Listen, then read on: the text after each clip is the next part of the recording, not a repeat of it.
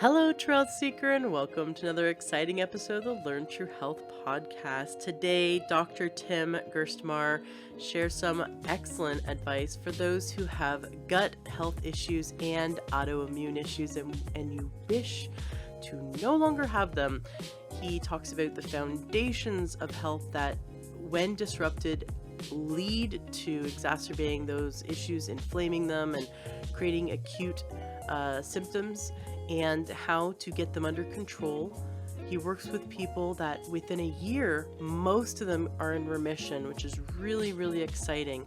He gets such great results. There's 3 key things. Now, we talk a little bit about the importance of sleep and stress reduction and some ways to do that. And I mentioned that my absolute favorite mattress that a few months ago I got, my husband and I love it. It has completely changed how we sleep.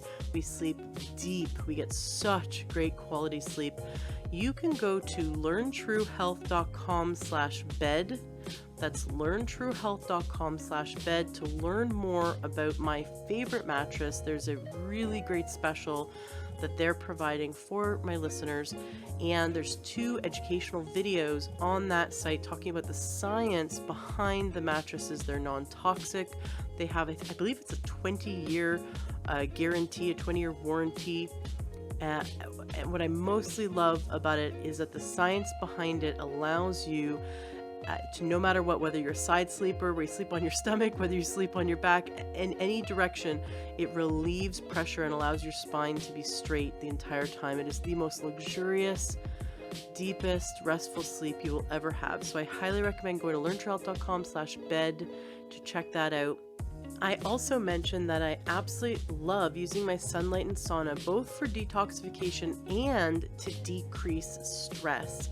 You can go to learntruehealth.com and search sauna or search sunlight and to listen to the 2 episodes I've done on the sunlight and sauna and why it's my favorite. I had the co-founder Connie Zach on the show, and she shares some great information about their low EMF, non-toxic saunas. I have one in my house, and I've been using it for over a year, getting some really great results with detoxification. But like I said, it also is wonderful for stress reduction, and that's really important in today's interview. And my third thing that I absolutely love and I have to mention, especially around autoimmune and decreasing inflammation, are grounding mats.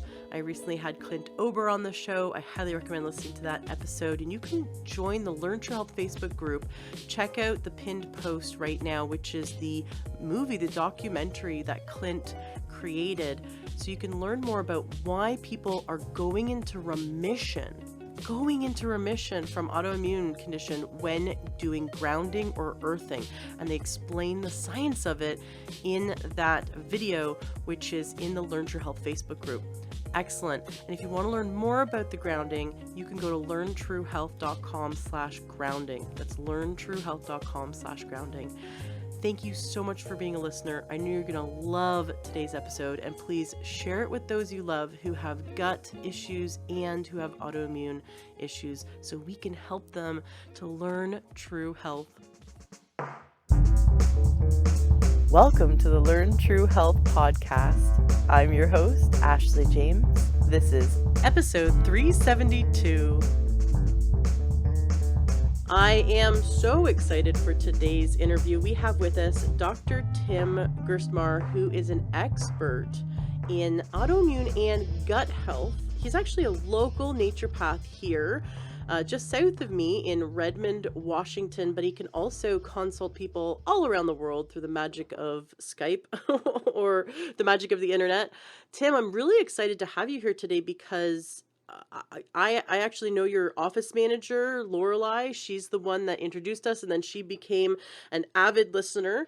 And she raves about you. She says that people from around the world come to your clinic who are just the most complex cases of gut health, and people with autoimmune conditions. That she's seen miracles performed in the clinic. You must have like holy water on your office desk or something, that people come in and you help them to dial in their diet, their herbs, their supplements, their lifestyle.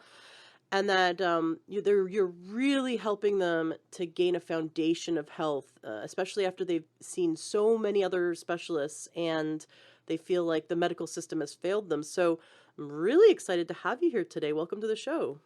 Well, thanks, Ashley. I really appreciate it. And I'm very grateful to get in front of your audience and share some nuggets of wisdom here, see if we can help people. I really want to thank you. You've created something magical. I've seen your podcast and your Facebook group. So, to everyone listening, you've done a good thing for yourself by being part of this community. And, thank you for the kind words. I also don't want to take too much credit. One of the things, the good thing and the bad thing about integrative or holistic medicine as compared to conventional medicine is it's not like the doctor as the mechanic. I'm taking out your muffler and putting in a new one and it solves all your problems. Certainly a lot of our great results come from people who are really engaged in the process. They're really willing to, dive in there and get into their own diet and lifestyle and, work on their mindset and make some of these changes and do some of these things. And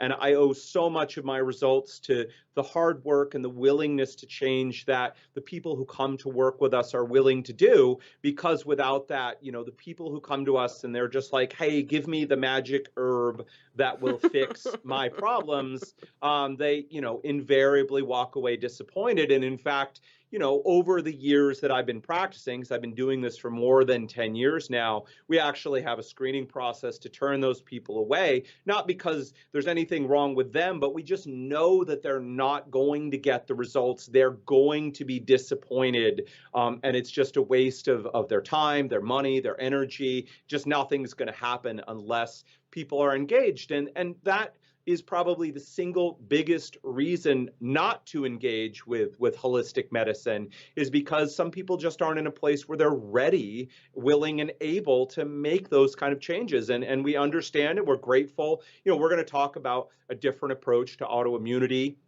But I also want to be clear, I'm not anti-drug. There is a time and a place for those drugs. They've saved people's lives. They continue to be valuable tools.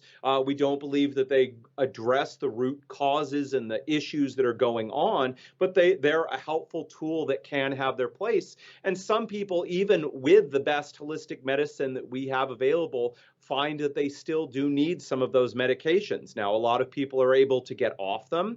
A lot of people are able to reduce their medicines or move from stronger ones to less potent ones. But it is important to know, one of the very first things that we talk about for anyone who's interested to come and see us is understanding what the goals are. And a lot of people, their goal is to get off medicine. And we always say, look, it's really easy to get off medicine, just stop taking the medicine. But of course, that can be a very, very bad thing for the person to do. Their quality of life can be very poor. Their pain or disability or other issues can be quite serious. And so our goal, first and foremost, is that people have a great quality of life. Not only do they feel good, but they're thriving in all the aspects of their life. And if we can get a person to that place without the need for a prescription medicine, an immune suppressant or anti-inflammatory or other medications, then awesome. That is our goal. But if we do need those medicines for people to achieve that quality of life, that safety of life and limb, then we're going to make use of that medicine. Now, I bring this up right off the bat because there may be a few people who hear that message and are like, I don't know that I want to continue with this conversation if this guy's saying that medicines are useful. And that's okay. But we do believe medicines aren't bad. They're tools. A lot of times they're misused, or they're used to just put a Band-Aid on top of things instead of really going in and addressing it. But they are valuable tools nonetheless. And you, with naturopathic medicine, Mm-hmm. you learn Mm-hmm. how to use other tools, whereas Right. MDs are taught how to use pharmaceutical medicine. They're not taught Right. how to use herbs and how to use supplements and Right. even how to use diet. They're Yep. not taught anything about therapeutic diets or foods Yep. or herbs. So you have a Yep. bigger tool belt than Totally. MDs. And for those who Mm-hmm. don't know much about naturopaths, Right. can you just um, there's a lot of listeners that will know a lot about naturopaths because I have them on the show all the Sure. time. But for those who Sure. don't know about naturopaths, and I urge listeners to get yourself a naturopathic physician. They are the best, best, best, best. Because of naturopathic medicine, I'm no longer a diabetic, no longer have polycystic ovarian syndrome. I no longer have chronic Mhm. adrenal fatigue. I mean, Mm. the things that plagued Nice. me, I was so Mhm. sick in my 20s and 30s. I Mhm. was so sick, I was bedridden. Mhm. That and oh, Mhm. and I was told when I was 19, I was told by an endocrinologist I'd never have kids. Mm. And I was Mhm. infertile my Mhm. entire Mhm. adult life until naturopathic medicine. Right. And we conceived naturally, and our son Mhm. is 4 years old. Mhm. So just to Beautiful. whereas MDs that I saw through my 20s and 30s said every time I came to them, it's like, okay, here's another drug, here's another drug, here's Yep. another drug. Yep. They had no tools in their tool belt for helping me heal anything chronic related, any chronic Yep. illness. Yep. And so could you just let people know what's the difference between a naturopath and a medical doctor in terms of your education and your Totally. ability to help people? Totally, absolutely. And listen, it's important to recognize, I'm happy to answer that. Just quickly on what you said. MDs in the conventional medical system, there's no one better to treat serious illnesses, life-threatening diseases, injuries, Mm-hmm. surgeries. Nobody does it better than the conventional system and regular MDs. That is where they absolutely shine. If I get in a car accident, I'm not going to go see a naturopathic doctor. If I'm bleeding there, I'm going to get myself to a hospital. I'm going to get the surgery that I need. I'm going to take the medications to protect my life and limb. But exactly what you said in these chronic health issues like PCOS, like chronic digestive issues like irritable bowel syndrome or heartburn or autoimmune diseases, the best that MDs can do is manage those things for you. Use prescription medications to manage those things. Diabetes, for example, is considered an incurable progressive, meaning it will just continue to get Mm. worse and worse over time disease. And basically, any naturopath worth their salt will tell you that type 2 diabetes, we're not talking about type 1, the autoimmune type of diabetes, but type 2 diabetes is incredibly manageable. The vast majority of the time, it's completely reversible and can disappear, and it does not have to be a chronic progressive disease. But of course, you have to go far beyond just taking medications to try and manage it. You actually have to get into diet and lifestyle and all of these other factors that, like you said, MDs just don't have the training. People express frustration all the time. Why, oh, why won't my MD talk about these things with me? Why won't they, prescribe these types of treatments for me? Why do they look at me like I have two heads when I bring these things up? And there are a lot of reasons, but fundamentally, most MDs out there are dedicated, diligent, very intelligent, hardworking people that are trying to make a difference in people's lives. They just don't have the education to understand that these things are possible or to know what to do about them. So again, use an MD for their expertise and the things they are good at. And my hope with integrative medicine is that instead of each side saying, so again, if you break your leg, don't come and see me. I'd be a terrible doctor to help treat those. If you need to have surgery, like, you do not want me to be wielding the knife and doing that surgery. You're probably not going to make it out there. But at the same time, what I want is when someone like you, Ashley, goes and says, hey, I have PCOS, and hey, I have diabetes, and hey, I have, these other issues, is in my dream world, that MD says, you know what, this is not my wheelhouse. Like, this is not my expertise. You need to go see someone like a naturopath to get these issues resolved, and that we'd all work together and be friends. And in some ways it's starting to happen a little bit. In other ways, it's a long way off. And it is, one of the deep frustrations of basically everyone that comes to see us of, why isn't this stuff more commonplace? And if I'd only known, 2, 3, 5, 10. We were just talking to a lady on the phone the other day who's had chronic digestive issues for 40 years, and has tried to seek out help many different places and just hasn't found it. And there's a very good chance within the next 6 months we can have these things majorly improved for this person. So why don't people know about it? To answer your other question quickly, naturopathic medicine for many people, maybe not the listeners of this show, but for many people is something they've never heard about before. Or people may think, does that mean a herbalist? Does that mean a nutritionist, a homeopath? Is that what you're talking about? And the answer is no, that's not what we're talking about.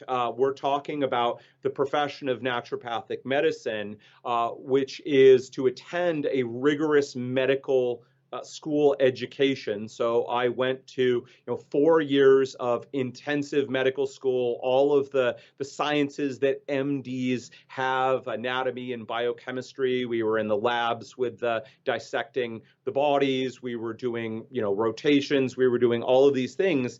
The major, most critical difference is after we get that education in basic science, instead of going on to exclusively focus on drugs and surgery, our focus is on lifestyle, nutrition, therapeutic diets, the use of herbal medicines, and on and on and on, a whole host of different therapies. So we know prescription drugs, but we also know and favor the use of non-prescription drugs. And so that would be the single biggest difference. You get the same level of medical education with a completely different focus for therapies, and that's what so many people are looking for.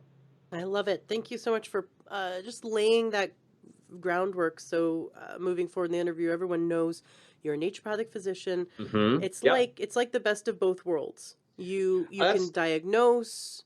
hmm You have drugs to treat if you want them, hmm but you hmm also have the herbs, supplements, diet, like all the other things out there. And naturopaths love to help hmm people by doing the Yep. least amount of harm. Yep. And so you're going to find the tool that does the least amount of harm and helps the person the most. Well, we always talk about you can imagine a pyramid. So, if in your mind you imagine a pyramid or a triangle with four different levels on it, the lowest level to the ground we talk about is diet and lifestyle. That is the foundation of what we're working with. You go one step up to the second level of the pyramid, and that's things like herbs, vitamins, minerals, and other nutrients go in that second level. The third level up is going to be your prescription medications. And the fourth level up is going to be things like surgeries and other very aggressive type of therapies for people. And so we always start at the bottom and work our way upwards. So again, it's not that no one ever needs prescription medicines or no one needs surgeries. That's definitely not the case. But we're saying to the MDs, look, you're starting on the third level up. How about we back out and make sure that those two bottom levels are taken care of first? And a good chunk of the time, we find out if those base levels are taken care of, we don't even need to get to the third and fourth levels. And so again, it's Mm-hmm. not that one is good and the other is bad. It's saying we need a bigger picture of what's going on. Like again, I find that MDs are stuck at the top of the pyramid, and I find some natural practitioners are stuck at the bottom of the pyramid and refuse to acknowledge just the bigger picture all around. If our goal is the well-being, the health and the well-being of everyone, or at least the people that we come in contact with and are able to help, we need to use every tool that's available. Again, some people need drugs, a lot of people don't. So we want to have all of those tools available. And thank you for tooting the horn for naturopaths here.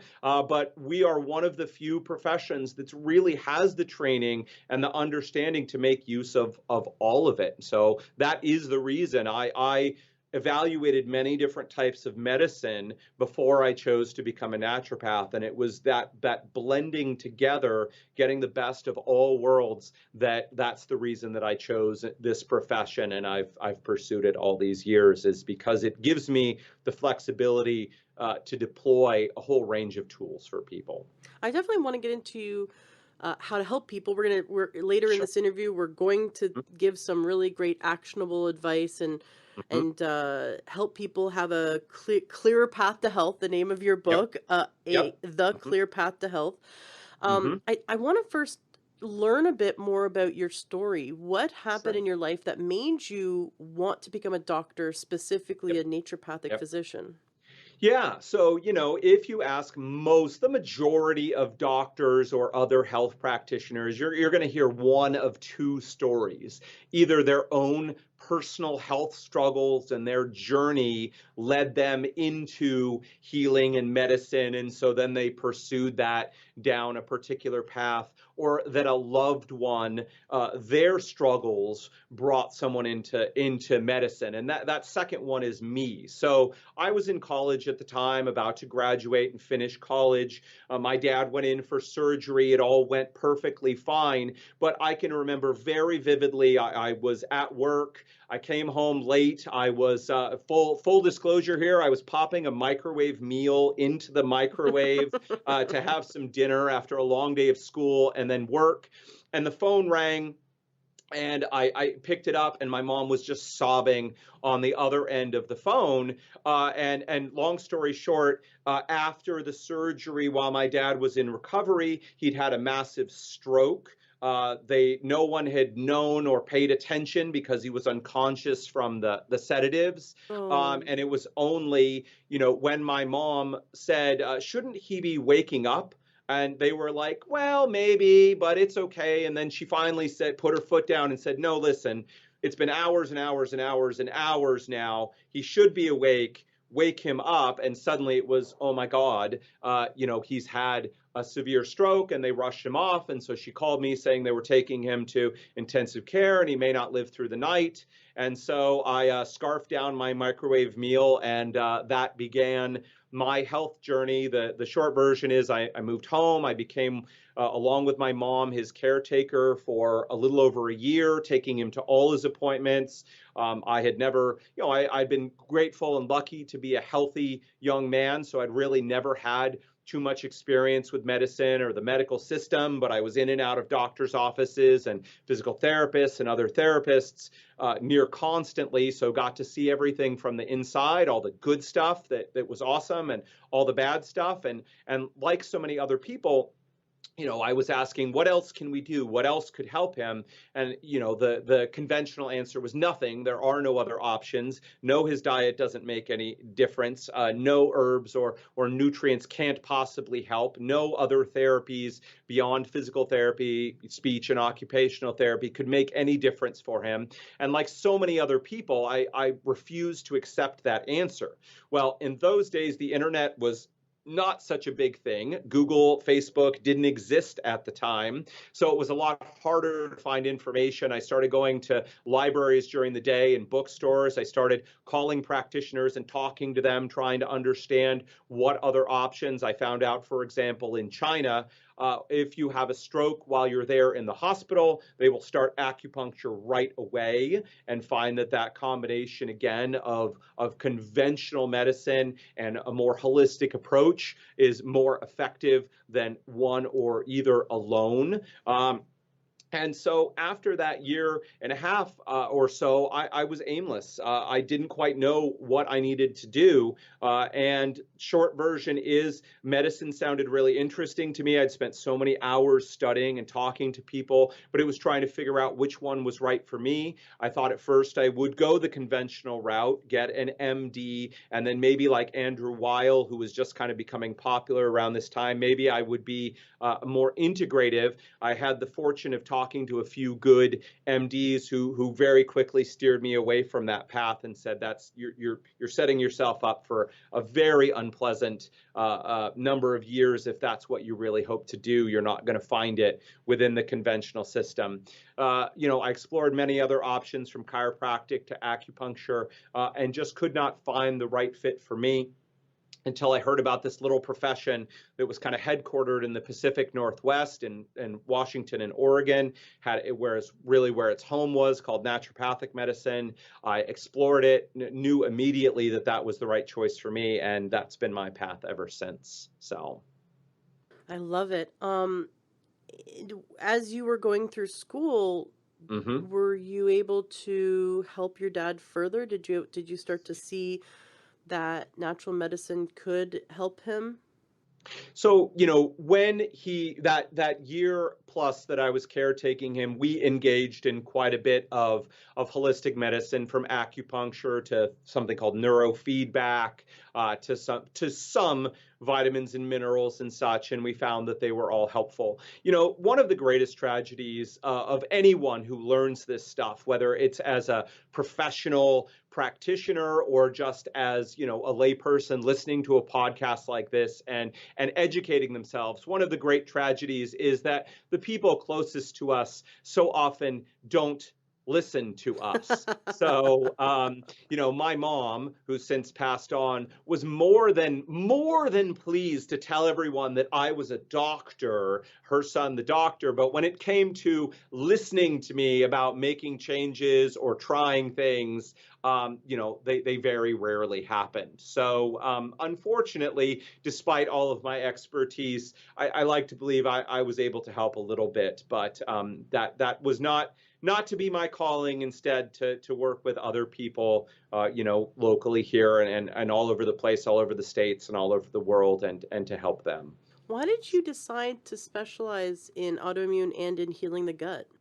Yeah, yeah. So that's a great question. The gut has become kind of trendy now. A lot of people, you look on the internet, listen to shows, and you hear a lot about the gut, and we're having more and more research every day coming out telling us about how the gut and what's going on in it affects basically every single part of our bodies.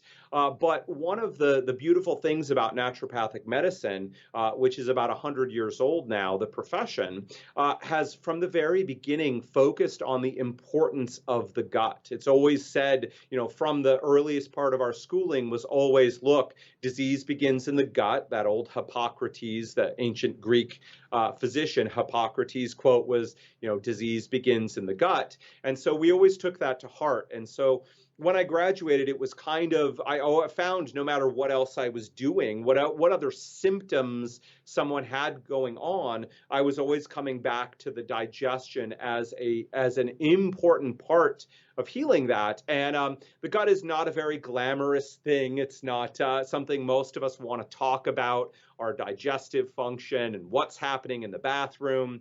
But I found as I was working with people that I just grew more and more and more interested in the gut. I was very grateful that I got into the earlier research on the microbiome or the bacteria that live inside our digestive tract, and began to see the influence that it had on health. And I was just able to make such an impact on people's lives that I very quickly transitioned from just sort of being a general naturopath to working on the gut. And then what I found over the years was that many people came to me with autoimmune issues, both digestive and autoimmune issues. And as we worked on their digestive issues, we saw a lot of improvement in their autoimmune issues. So it wasn't the primary focus, but we saw so much improving. And then, coupled with more research and the increasing prevalence of autoimmune disease, it just sort of became a segue for me, moving from exclusively working on the gut to working with people with autoimmune disease as well. Because thankfully, now there are many practitioners who are cued into the importance of the gut and are helping people. There's still far and away not enough people taking a holistic approach to autoimmune disease and helping people with that. Since you decided to focus specifically on those two, what kind of results have you seen? Can you share some stories of success or some kind of results that you've gotten through the years of helping people to recover from autoimmune and heal their gut?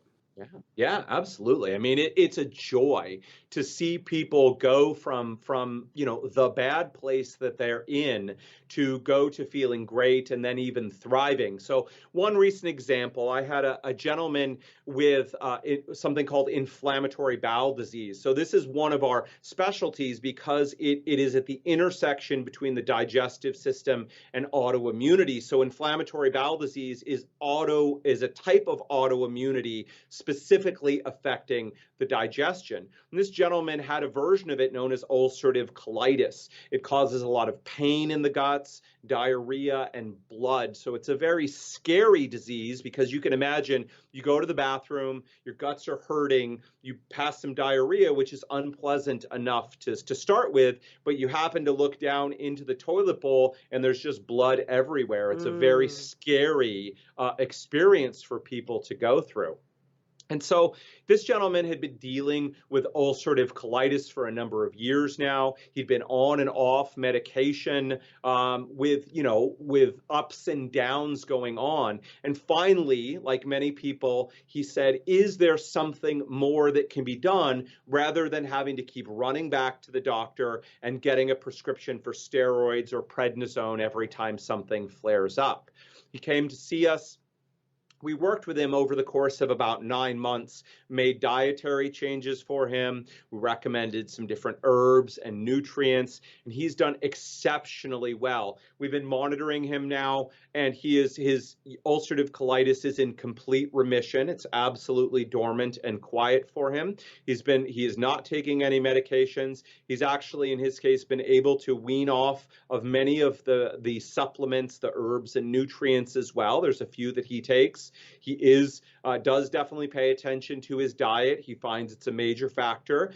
We've helped him identify specific foods that are problematic for him, others that don't have any issue whatsoever. But it was such a joy at his last visit, which was a few weeks back, to see not only was the UC not bothering him. He had no digestive issues whatsoever. He had no other complaints of autoimmunity that were going on, but he was actually thriving. He was happy, speaking to going just beyond the symptoms. Of course, when people come to us, they're hyper-focused. I'm going to the bathroom, 5 to 10 times a day. It's diarrhea. There's blood in it. It's scary. I don't feel good. All these issues are going on. But one of the things that we found in his case was that stress was a big factor for him. Mm-hmm. Stress at home, stress at work. And by his willingness to dive in and start addressing those factors, he's made some fundamental changes at work. He's made some changes at home. He's made some changes in some of the relationships in his life.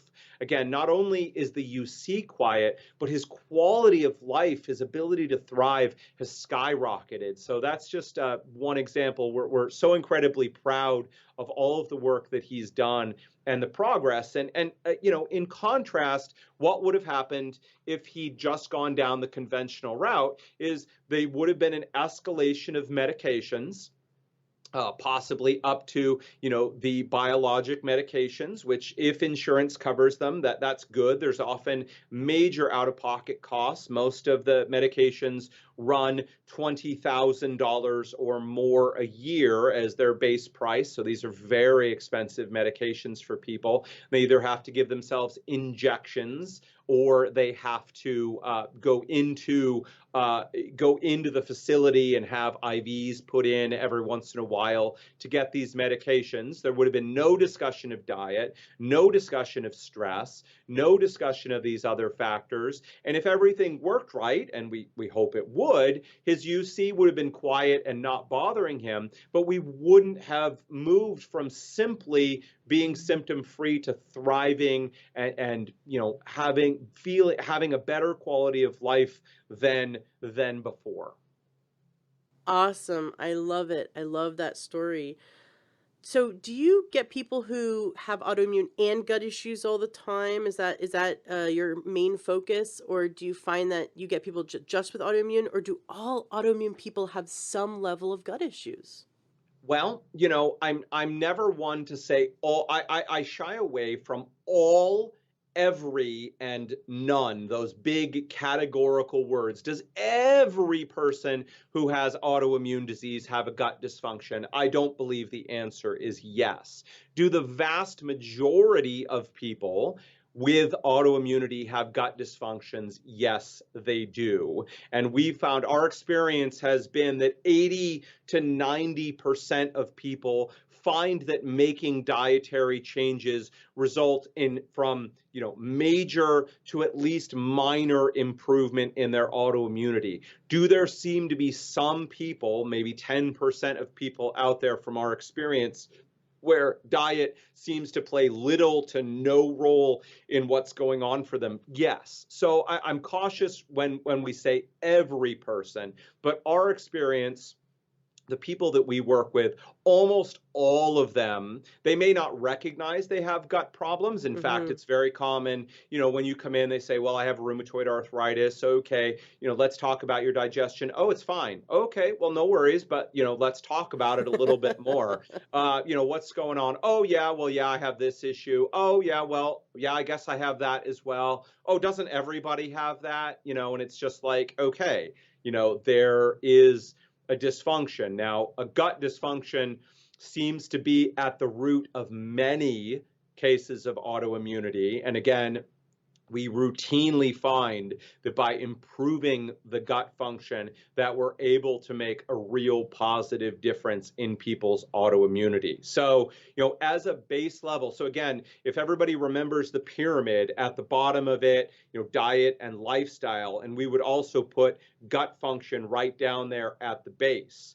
Is just treating the gut going to cure all autoimmune disease and deal with everything? No, it's not. Unfortunately, I wish there was a simple answer that we could say like that. But Mm-hmm. is it fundamental that many people are going to find significant benefit by treating their gut? Yes. And again, what we always say to people, look, if diet and lifestyle and treating the gut are not enough to take care of your problems on their own, it's good to start at a lower level where the side effects and the issues there are very minimal. And again, if you clean up your diet and lifestyle, and even if it makes absolutely zero impact on your autoimmune disease, it's going to make a significant impact on the rest of you as a human being, as a who has a body, who has all these systems functioning.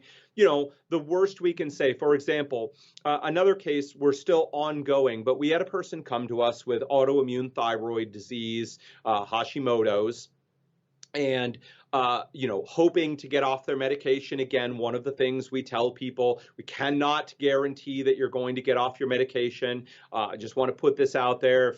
If people have seen other practitioners or other courses or other people saying absolutely positively, I guarantee you can get off your thyroid medication if you do this thing, either they have some magic that I'm not aware of, or my experience says that's a false bill of goods. There is no guarantee that everyone everywhere will be able to get off medication.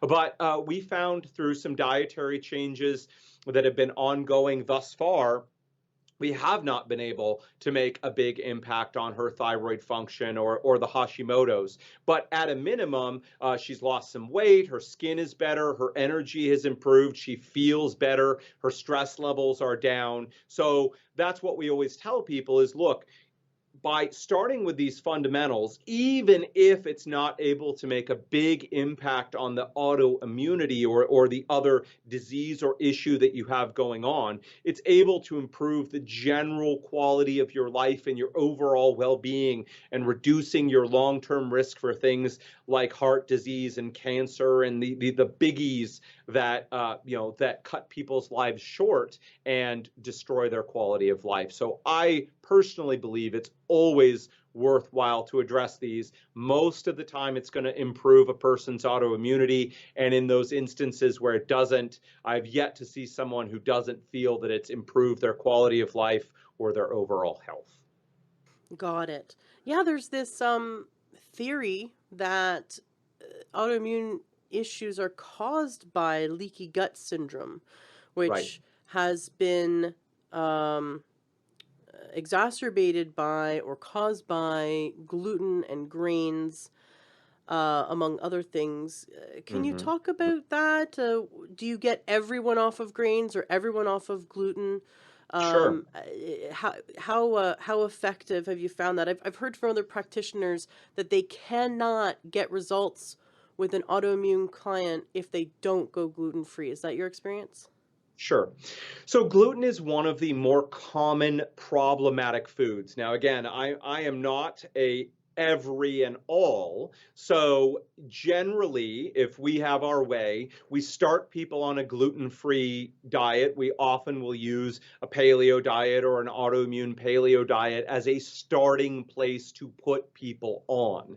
Now, I want to say a lot of people with autoimmunity definitely do have problems with gluten. It is a very problematic food for people, as is dairy, probably the two biggest problematic foods. It's really unfortunate because so many foods that we all love to eat have gluten and dairy in them, but they are very problematic foods for people. Having said that, does every person with autoimmunity, must be gluten-free or cannot heal if they eat gluten? And that has not been my experience. Again, many people have problems with gluten, but not everyone does. I've seen people with a variety of different autoimmune diseases. Again, we usually cut it out in the beginning as we get to work and as we're trying to identify the problematic foods for people. But at a later time, we almost always recommend that people reintroduce gluten and see if it is a problematic food for them. And there are a percentage of people that find that gluten is just not an issue. They're able to eat it and be perfectly fine. So. I know you're not an always person when it comes to Mm-hmm. advice. Mm-hmm. What are the most common things though that you found are really helpful? Sure. Well, definitely diet. So we always recommend, unless people come to us already have done a lot of experimentation with diet, already identified, a lot of the triggers and issues that are going on. But virtually everyone who comes to see us, again, we kind of consider this low-hanging fruit. We go through an elimination diet. Now, there are a lot of different ways to do it, but again, something like a paleo diet or an autoimmune paleo diet is a nice segue into it. A paleo diet removes grains and dairy at its base. There are a few different tweaks to it. An autoimmune paleo diet goes one step further, taking out all of the big problematic foods to include things like eggs and nightshades and nuts and some other foods as well. So it can be quite a restrictive diet. But certainly, if no one has ever done that before, if this idea for you that food could possibly impact what's going on, I mean, the number of people that have been told by their gastroenterologist, that's a conventional gut doctor, or rheumatologist, kind of a conventional autoimmune doctor, that food has zero impact on what's going on. I mean, I've wanted to bang my head against the wall so many times for that bad advice for people. Food absolutely, for the majority of people, plays at least a modest role in their autoimmunity. And the majority of people, by finding their dietary triggers and removing them, can make a significant impact in their autoimmunity and their health in general. So kind of a low-hanging fruit for everyone is, I do recommend, if you've never done it before, do an elimination diet. In fact, not quite autoimmunity, but just yesterday I spoke with someone and they found they were dealing with eczema, very common immune condition. So eczema is not autoimmune. In fact, Ashley, do you think it would help just briefly to talk about the difference between inflammatory and autoimmune issues? I find there's a lot of confusion about that. Absolutely, go ahead. So inflammation, a lot of people, especially the educated people who are listening to a podcast like this, have heard the word inflammation before, and they know that inflammation is at the root of many different conditions and problems and diseases that are going on. But I find a lot of people who come to see me don't actually know what inflammation is. Inflammation at its heart just means an active immune system. When the immune system gears up and activates itself, a whole bunch of things happen, chemicals are released and things happen, but globally we call those changes inflammation.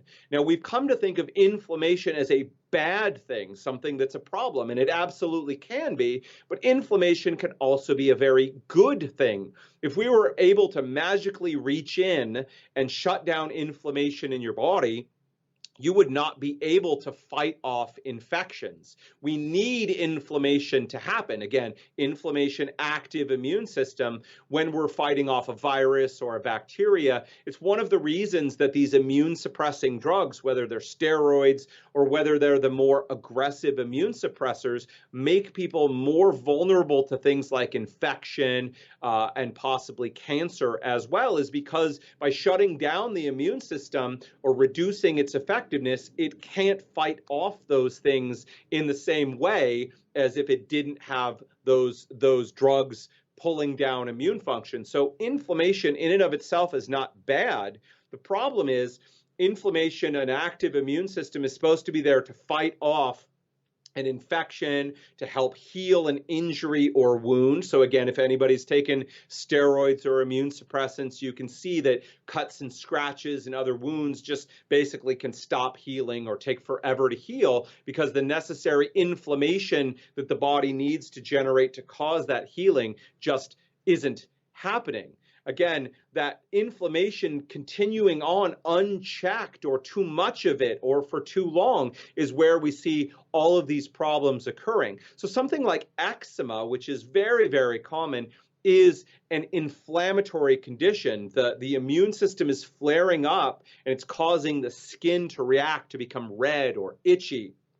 In contrast, an autoimmune issue is when the immune system has decided that part of your body is a problem. It's treating your joints, for example, as if they were a foreign bacteria that's invading you. And so it's attacking those joints and causing damage and pain and destruction to those joints. So something like eczema is inflammatory, but not autoimmune. The body is not attacking and trying to destroy or damage the skin or other tissues, but it is immune inflammatory. Psoriasis, on the other hand, is an autoimmune disease. Now we have the immune system targeting the skin and causing issues for people. I just find a lot of confusion for people, so I hope that helps to clarify and give people a little bit better understanding of the difference between inflammation and autoimmunity. If you have autoimmunity, you're going to have inflammation, but if you have an inflammatory issue, it doesn't necessarily mean that it's an autoimmune one. Got it. And so you want to, as someone who has an autoimmune condition, you want to make sure that you are not doing things that increase inflammation in your life. You want to decrease inflammation. Correct. I learned from an old school naturopath. He's, I think, in his Mm-hmm. 80s now. He said Nice.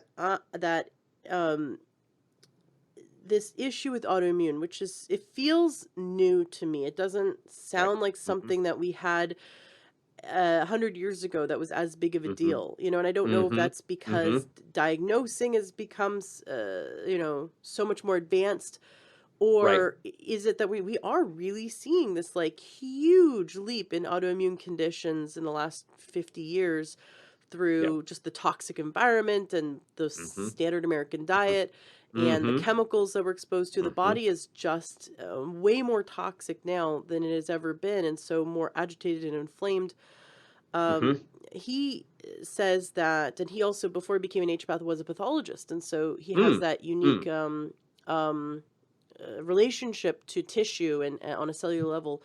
And he Yeah. says that when someone has inflammation, so damage on the tissue at the cellular level, that the immune system comes along to clean it up, Yep. and that Mm-hmm. autoimmune is where there's inflammation on and damage, like let's say to the thyroid. So a Mm-hmm. healthy thyroid, but there's Mm-hmm. inflammation in the body, and then the immune system keeps going and it keeps trying to clean it up and keeps trying to clean it up, and in doing so, it's like it's digesting the thyroid. It's so the MDs will say, okay, the body's attacking itself, we need to suppress the immune system. Right. And he says, no, the immune system's trying to clean up the damaged tissue, but the damage is from the inflammation. So something about the immune system of people with autoimmune is a little either hyperreactive or like Hmm. what's going on that some people can have inflammation and that their body doesn't continue to clean it up and clean it up and clean it up like an autoimmune response, whereas Right. others do. So what is the difference? Can we see through genetics? Can we see through like toxicology reports? Like what can we see that is the difference between those with autoimmune and those without? Right, right. That's the $1 million question. If I had that exact answer for you, I would be trumpeting it to the world because, all this we're doing, all doctors, we're doing the best that we can. There's a lot that we do know. And frankly, there's still so much that we don't know. And we're hoping to continue to uncover. Now, for most autoimmune diseases, do there seem to be some genetic predispositions? I argue that there are. Like, for example, why does one person get rheumatoid arthritis, where another gets ulcerative colitis, where another gets multiple sclerosis? I think there are some genetic predispositions. Now, there's no smoking gun that's been identified. Oh, if you have this gene, you are going to get multiple sclerosis. But I think, the way I look at it is, in autoimmune disease, the immune system sort of loses its way. Our immune systems have a very difficult job. Their job is to constantly be patrolling around the body, looking for things that don't belong. Now, when everything works properly, any of the immune cells that are a little too aggressive or that want to target the body's tissues get weeded out, and so they don't exist. Where we're seeing autoimmunity occur is because something has gone wrong there, and cells that can target the body are now doing so, and that process gets laid down and gets locked into the body. So I think from my perspective, again, my focus is to try and keep zoomed out and keep a holistic picture on someone. You named a number of factors. I think both the detection of autoimmune diseases is greater. There are more treatments. We can argue about, how much we like the different prescription drugs, but there are many more treatments available for people than there were in the past. 100 years ago, someone with rheumatoid arthritis was just sort of doomed. They were, stuck in their home, or they were stuck in a wheelchair, or, they were just going to live a shorter, more miserable life because there really were no, from a conventional side, there really were no treatments available for them.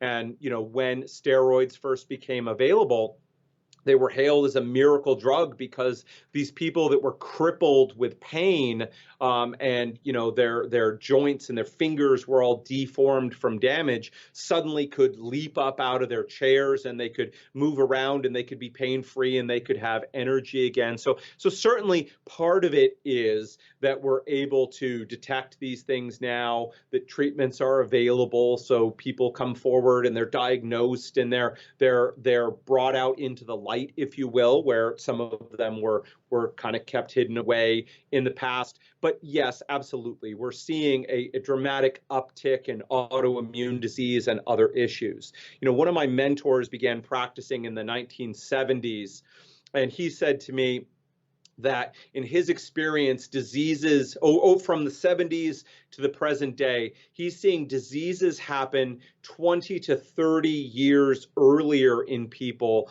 than they used to. So if something used to affect people in their 60s, you were seeing it now affecting people in their 30s. If something only affected adults before, we're seeing it now affecting, children and teens as well. And so definitely many, many factors, from our environment, things we put out there, to, the way that people are living their lives now, I think all combined together. And whether an autoimmune disease begins as a healing process, like you said, it is true, when tissue is damaged or needs to be broken down or gotten rid of, it's the immune system's job to be a little janitor, a little garbage person, and take out that trash and help that tissue rebuild and be healthy again. So whether it's a genetic predisposition, the immune cells are a little faulty in that regard, they're a little too aggressive, and they'll go after things that they should be restrained from. We kind of think about it like you have a guard dog on a leash, and if that leash is a little bit too long or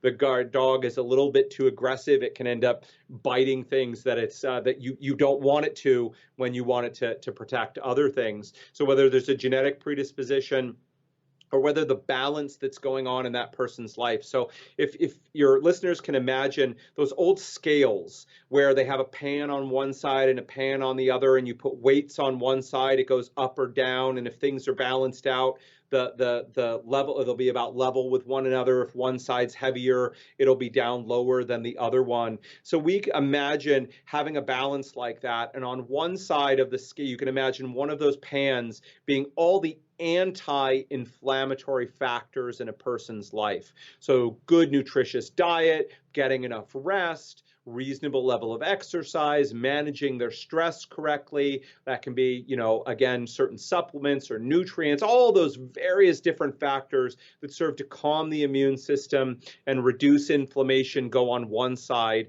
and all the factors that increase or raise inflammation go on the other side. And the fact is that our modern lifestyles skew heavily towards a pro-inflammatory state. So my opinion is, whether it's some damage or other issues that kick things off for people, whether you throw in a dash of genetic predisposition towards it, and then you tilt those scales heavily in terms of inflammatory factors, it's kind of no wonder that so many of us are suffering from health conditions in general and autoimmunity here in specific that we're talking about. It's really scary and interesting to see that what we used to suffer in our 60s and 70s with, we now suffer in our 30s and 40s with, or even earlier.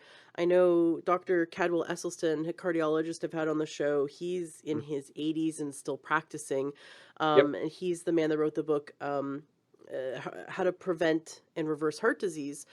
And he said that when they would, open people up and they would see the beginnings of heart disease, that they'd see the beginnings of heart disease in people that were like 40 and 50. These are like autopsies from people who died in accidents, right? So like car accidents. And they do these autopsies and they'd find, okay, sort of the baseline of the population in terms of heart disease, that they could see a 50-year-old sort of was beginning to have maybe some blockages or some, calcification buildup. They're seeing that in teenagers now. Yep. And so as a population as a whole, we are dying sooner of preventable lifestyle-based diseases. And so we are, like, as an entire population, going down the wrong path. And you said the lowest hanging fruit is fixing diet. We are all we definitely all need to be responsible for our diet, and I want to talk a bit more about that. And then what about the toxins that people are exposed to? Do you look into chelation or detoxing or sweating in a sauna? Like, have you found that helping autoimmune patients to detoxify, has that also benefited their condition? Yeah, because we know that there are many different toxic compounds. So I define a toxin. So my personal definition is going to be any substance that interferes with the normal functioning of a body system. So at its most basic level, if you hold your breath, the carbon dioxide that builds up in your body becomes a toxin, and then your metabolism and things start not working correctly. So you desperately need to breathe out to get rid of some of that carbon dioxide and get more oxygen into your body. So anything that interferes with that normal functioning, there are normal body processes that are going to produce toxins. And then sort of, unfortunately, we are the inheritors.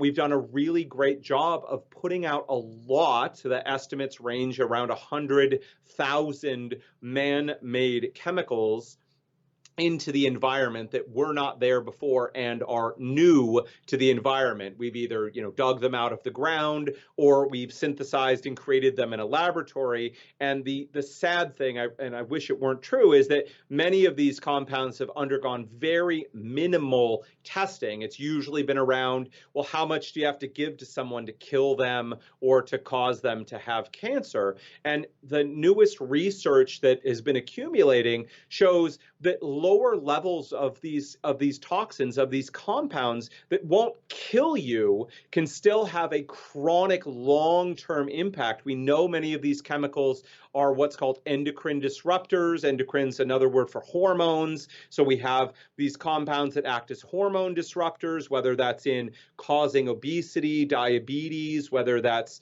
being a carcinogen or a chemical that causes cancer, immune disruptors. So we know many of these chemicals have these issues. Now, when it comes to treatment, again, there's kind of the low-hanging fruit, and then there's the more complex stuff. So everything from, at the simplest level for your listeners, reducing as many of these compounds and chemicals in their life as possible. So we can break them down into a couple. We have our beauty products. I'm sure you've probably had experts on before to talk about that. In particular, women's makeup is a very unregulated field. All the big cosmetic companies, there is no big oversight of them. They voluntarily are supposed to keep an eye on the stuff that they put into their makeup and their beauty products. And we know many of them are full of some really nasty products. So if people haven't seen it, the Environmental Working Group has a nice website. A section of it is called Skin Deep, and they talk about a number of different studies and analysis of various cosmetics and beauty products, and they make some recommendations for some cleaner, more organic, less toxic compounds. So we always think of beauty products, things people are putting on their skin, as being one factor. Household cleaners would be another, and then the yard or the office would be another place. So we've seen many people, they moved into a new building or a new workplace, and their health took a big downturn. Now, obviously, there can be a variety of factors. One that I just want to bring up, because it's so often ignored when we focus on diet, we focus on things like toxins, is mindset as well. So that stress factor we find is just such a big deal. And we've seen people eating good, clean diets. So let me back up for just one second, Ashley. We talk about the health triad, the three most critical health factors for autoimmunity. It's not saying that there aren't other factors that are important or that need to be addressed, but the three most critical factors that we see are: 1, diet; 2, stress; and 3, sleep. So if we see it all the time, if one of these factors gets a little off, people go out to eat, or they're on vacation, or they're traveling, or for some reason their diet gets a little off track. If the other two factors, sleep and stress, are really under control, they'll see either just a minor shift in symptoms, or they may not notice much of anything. If two of these factors get out of control, we often see a flare. And if all three of these factors are out of control, look out, this person is set up for some pain, unfortunately, in the not too distant future. So diet is one critical piece. We've kind of talked about that to some degree. Sleep is critically important. When people sleep well, that is the signal to repair and rebuild their body. And we see a lot of improvement from that. And then stress is a factor that's just very often overlooked. And, we were talking earlier about doctors saying if they don't get gluten out of the diet. We've found, in addition, that if people are unwilling to look at their stress and unwilling to make changes in their life to help manage and deal with stress, that we are unable to get kind of long-lasting significant improvement for people, that if they just change their diet, that they will see improvement in their autoimmune disease. But if they don't get some of these other factors, and stress is probably the elephant in the room, if they don't get that addressed, then they're not going to see really significant results, and they're not going to see really long-lasting results. I really like that you pointed this out. I had a client who was she was transitioning into type 1 diabetes, which the Mm-hmm. doctors were calling it Mm-hmm. type 1.5. I mean, I'd Uh-huh. never heard of Uh-huh. that, but she was Yep. basically pre-diabetic, and then they could see that even though she was this was like adult onset type 1 coming on as an Mm-hmm. Yep. autoimmune response. Mm-hmm. And Yep. I was helping her as a health coach with her diet and her supplements, and I kept addressing stress. I just Mm-hmm. intuitively felt like this was probably the biggest piece of the puzzle. And she kept fighting me on it. And at one point, Mm-hmm. she said, I don't feel stress. And I said, oh, Mm-hmm. thank you. Thank you for pointing Yep. this out, because stress Yep. isn't an emotion like anger. And I think we're all sort of waiting to feel stress, Mm-hmm. but it's not Mm-hmm. an emotion, right? So Yep. can you tell us what is stress, and Yes. like how do Yeah. we know we have it? Right. Well, the short answer, I mean, there's a few pieces to answer here. We don't ask people anymore if they are stressed. We ask them how they're managing their stress, because almost everyone, with the exception of a few retirees or Microsoft millionaires who are independently wealthy and no longer working and can structure their life however they want. With the exception of a few people, the vast majority of us are stressed. Now, when we ask people to think about stress, what they imagine is that sense, that kind of inner sensation of pressure. That can be a psychological feeling like, oh my gosh, I've got so much to do today, so many things going on. It can be that physical sensation of pressure or tightness, the classic shoulders up in your ears, tension in your body that people are feeling. But at a fundamental level, there are two kinds of stress. There's the mental emotional stress. So this is everything from, deadlines to children to bosses to traffic, like all of those mental emotional feelings that we have going on. And then there are physical stresses as well. Those can range from, inflammation is a kind of stress on our body that can go from, poor fueling strategies. So blood sugar crashes are going to be a source of stress on the body. And it's important to realize that no matter whether it's a mental stress or whether it's a physical stress, the reaction that happens in the body is the same. So from a primitive physiologic or body-based perspective, stress is gearing us up to deal with a life or death situation.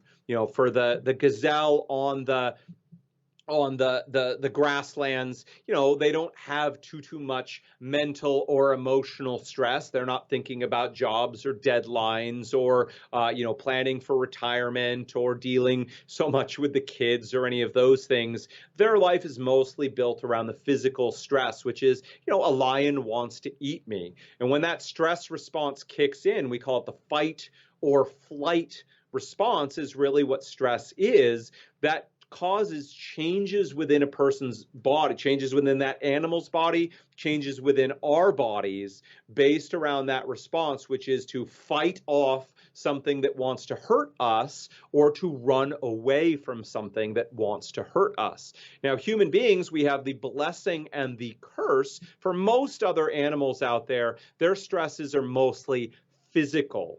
For human beings, who are fortunate enough, like we are, to live in the modern world, most of us are not dealing with starvation, war, or physical harm as real, ever-present issues that are going on for us. Most of us modern humans are lucky enough not to deal with those, and most of our issues are psychological. Traffic that I had to wade through, my kids bugging me, my boss is riding me, all those kind of issues. But it's important to realize that those stressors, those mental stressors, trigger the same physical reactions to occur in a person's body. Now, the other big piece that you said is, most of us are dealing with a load of chronic stress. But like the story of the frog in the pot of water, so if people haven't heard, and I don't think this story is actually true, but you hear it repeated everywhere, so it's good to use as an example. You put a frog in a pot of water. If you suddenly pour boiling water on there, it will hurt and the frog will leap out of the pot. Well, the story goes if you just slowly heat up the water, the frog gets used to that hot water and doesn't leap out of the pot. Well, for most of us, we're in the same situation as the frog in the pot of hot water that's been turned up and turned up and turned up. That hot water feels normal to us. The chronic stress that we're under is what we call normalized. We don't even know it because most of the time it's there, so it's become background and baseline. It's still affecting us, but we don't notice it. It's only when there are big changes in our lives, when we go away on an extended vacation, for example, and we're able to get out from under all of that stress, and then we suddenly go, oh my God, I didn't even realize how much this was affecting me. And it's very common. We see it all the time that people, for example, with food, there are foods that they really need to stay away from. They see flares of those foods when they eat those foods. They go away on vacation and they suddenly go, oh my God, I was able to eat that food. And I thought I accidentally got it, for example. And I was so worried that things were going to flare up. And you know what? They didn't. Maybe I felt a twinge, or maybe I actually felt nothing. And then it's very common for people, to do a celebratory dance and to say, my gosh, I no longer have a problem with gluten, or I no longer have a problem with the foods that are an issue for me. And they get back home, they climb back into the pot of hot water, that stress level, and all of a sudden they go, why can I not eat that food? When I was on vacation, I was able to eat that food, and now I can't do it anymore. So if you remember back to the scale, the one side is anti-inflammatory, the other side being pro-inflammatory.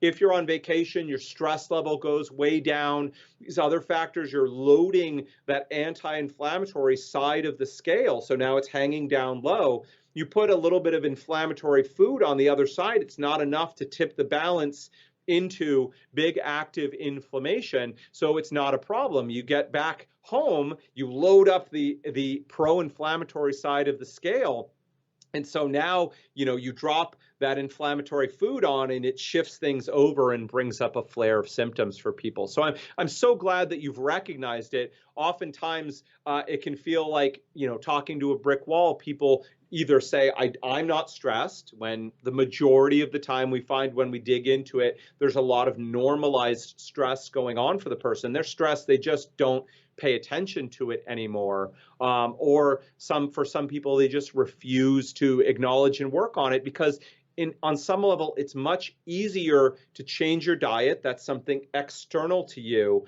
than to dig into the issues that are stressful. They can be work, they can be family life, they can be priorities, they can be, issue patterns that you have that can go back, all the way into childhood. They can be challenging to deal with. It feels more internal and it feels more personal. But if people aren't willing, fundamentally, we've seen if they're not willing to address these, they're going to limit their healing and what, the positive things that can happen for them.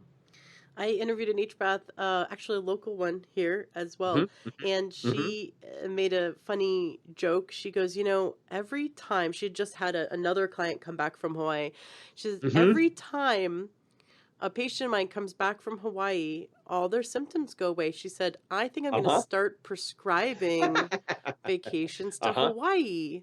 Uh-huh. And Uh-huh. it's amazing how, you're painting this picture, this correlation of, yeah, my condition gets better when I'm on vacation and then I come home and it Mhm, gets worse. Well, hello. mhm. Look, Yep. this is the soup we live in, the stress soup. So Yep. Yep. we want to do things like see mental health counselors to learn healthy coping strategies and mechanisms for helping us on a Mhm, daily basis to deal with mhm. the daily stressors, like you said, even from Yep. childhood. I know Mhm. that I run programs that I learned from my parents who were both Yep. entrepreneurs, Yep. and so there are things from my childhood that I need to examine and reprogram. But what can we Yep. immediately do or implement on a daily basis to significantly reduce stress? What do you see works really well in your clinic? Yeah, I mean, this is one of the more personal approaches because, again, there is no one perfect thing that, what one person finds stress relieving can be stress inducing for another person, right?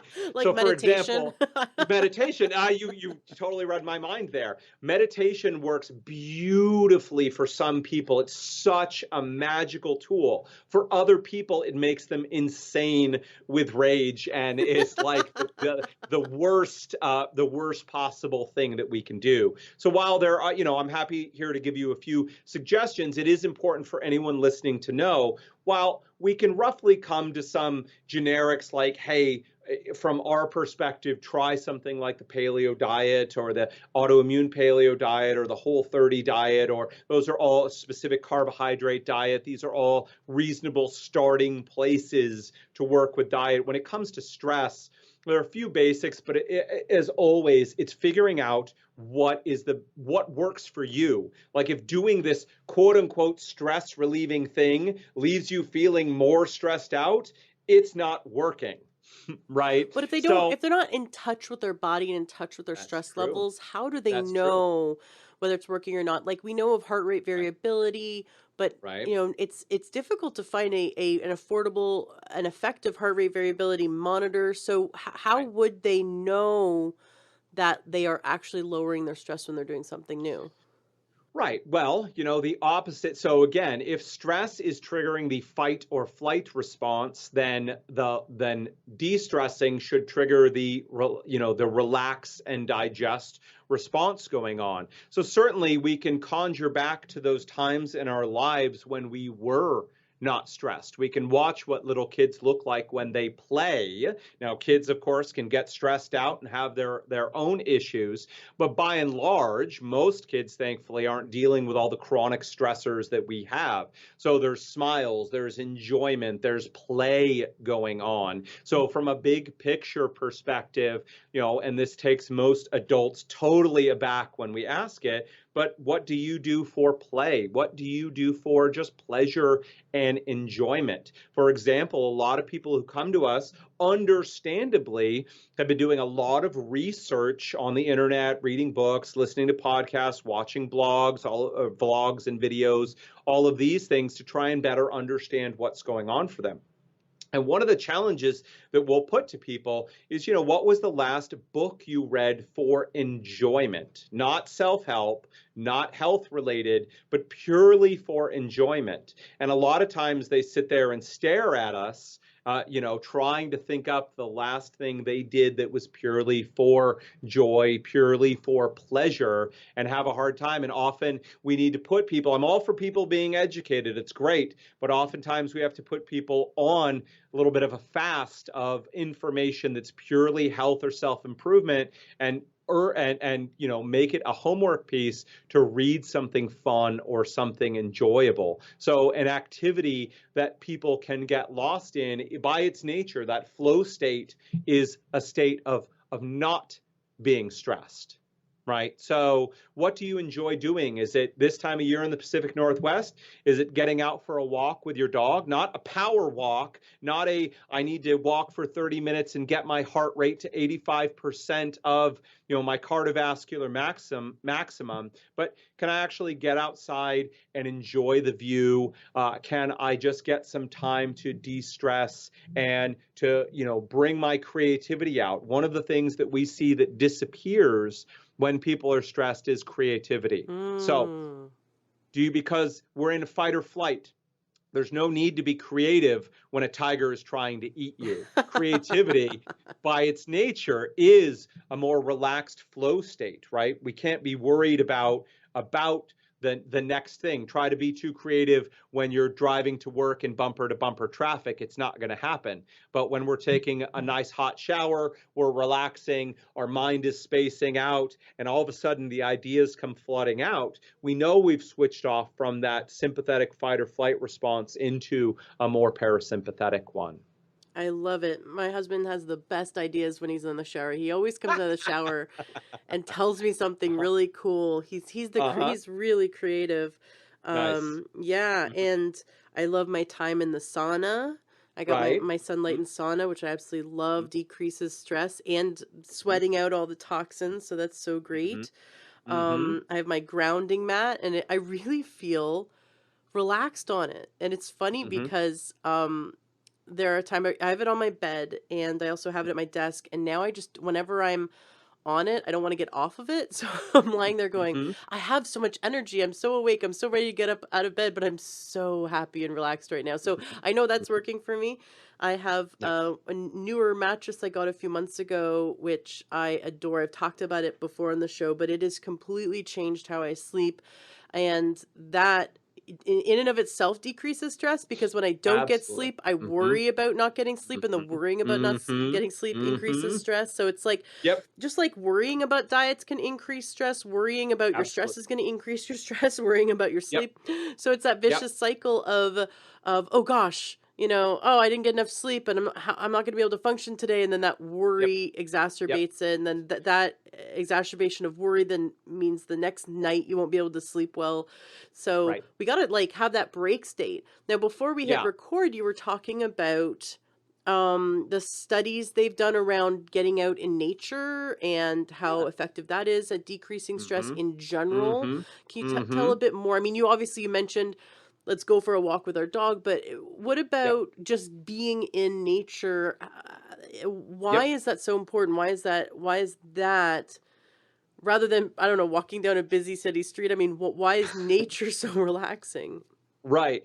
We can dissect it a million and one ways, but anyone who's interested and wants to look at any of the research, they're out of Japan in particular, and some of the Asian societies. There is a long-standing ritual that is very poetic sounding. It's called forest bathing. It has nothing to do with taking a bath or slipping into a bathtub in the middle of a forest. That sounds kind of like a drug commercial that we see sometimes, but forest bathing merely means to get outside and be surrounded by nature. So whether that's sitting and spending time in a natural surrounding, or walking through a forest, or being around a natural scene, there's a lot of theories. Now we could talk about that, and I think this is so very cool. We know the plants breathe themselves. They, opposite of us, they breathe out oxygen and they breathe in carbon dioxide. And we actually know that, for example, if you go for a walk in a pine forest, and we're blessed to have many pines and evergreens here in the Pacific Northwest, but we actually know that in that their exhalations, those trees, there are essential oils. And we know that when we breathe in these exhalations of the trees, we are breathing in trace amounts of these essential oils and other compounds. And it's been theorized that they are one factor that's having a positive influence on our immune system, on our nervous system, so our stress levels as well. And I think most of us have the experience. Partly, it's noise. So I know, I don't know about you, but I know for me, going out in a natural scene where there's some stillness and some quiet, and you can hear the wind moving through, and you're not hearing cars and airplanes and jackhammers and all sorts of people yelling and screaming and doing all the stuff that people do. I feel that, if personally, if I spend time there, I can feel my nervous system ratcheting down. Whereas for me, if I'm walking through downtown and there's people everywhere and there's cars buzzing here too and all over the place, and there's all of that, there's lights and there's sounds and there's all these things going on, it is profoundly a non relaxing experience for me.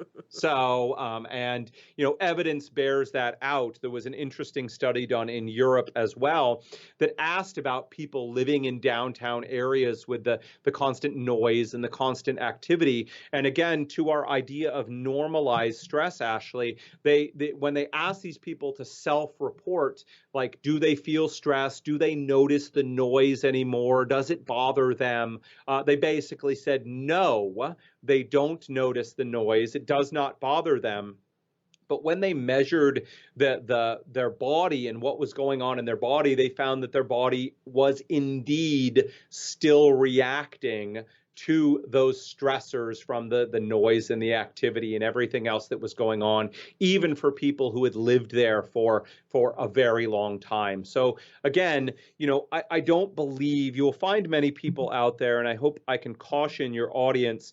Human beings love simple answers. The reason that we have autoimmunity, more autoimmunity, and they're suffering from it is gluten. That's the answer. Or maybe it's glyphosate, or maybe it's, whatever, like X, Y, and Z. It's a traumatic childhood, like whatever.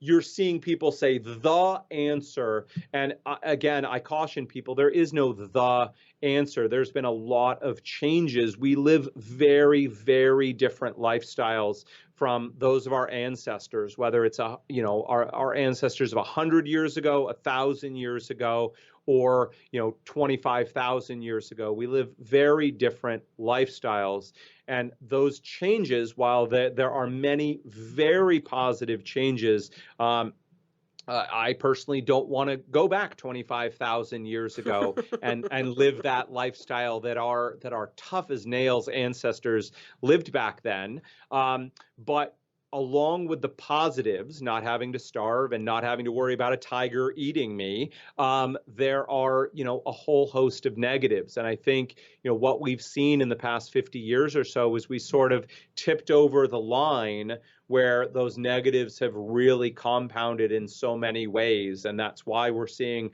more autoimmunity, and why we're seeing more disease in general, and why we're seeing diseases younger. I'm sure you know that type 2 diabetes used to be called adult onset diabetes because it basically only ever happened in adults, and they had to take away. It's not called that anymore because we see, unfortunately, so many kids and teens with type 2 diabetes these days. Yeah, it's just so sad. It's so sad, but luckily the listener here is Yep. enlightened and Yep. doesn't go eat fast food and basically do the standard American diet, which causes disease.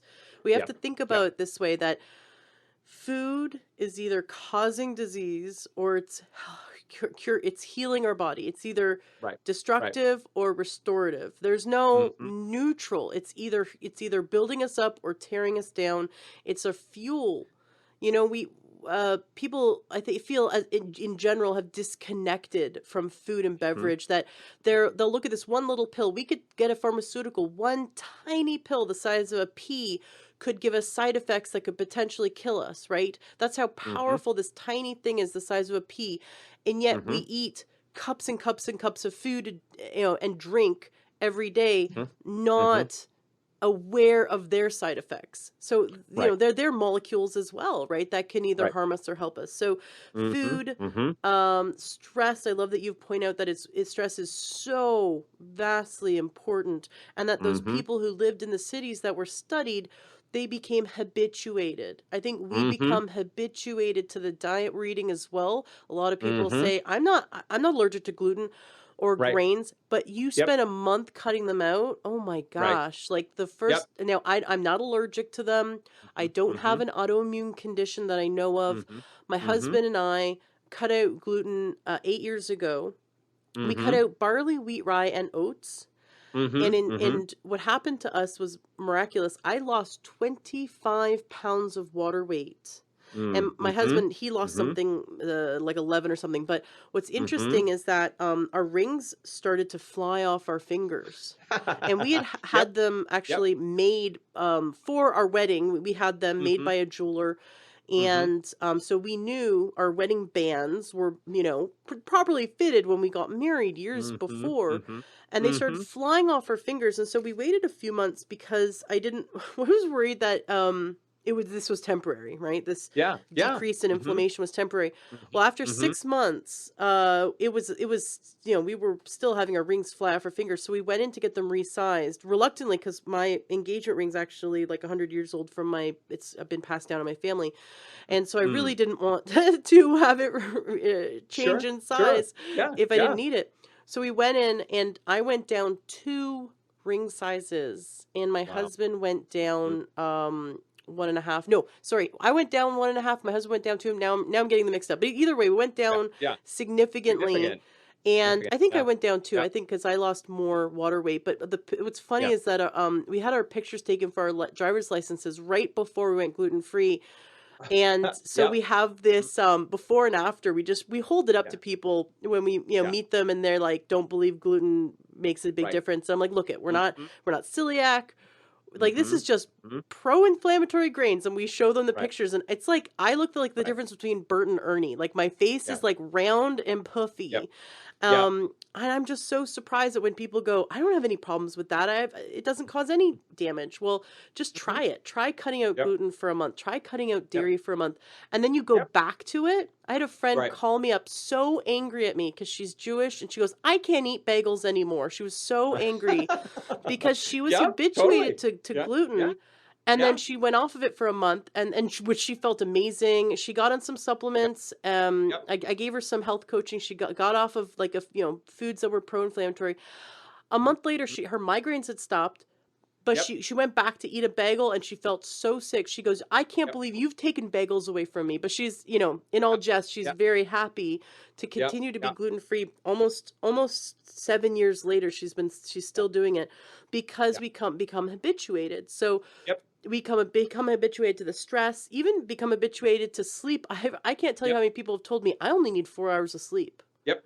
Yep. Yep. What's up with You that? know, Do you find that people that come to you, they just have poor sleep in general? Because that's sort of one of the biggest factors that helps to set the groundwork for having autoimmune. Do most people tell you they can function on 4 to 6 hours of sleep just fine?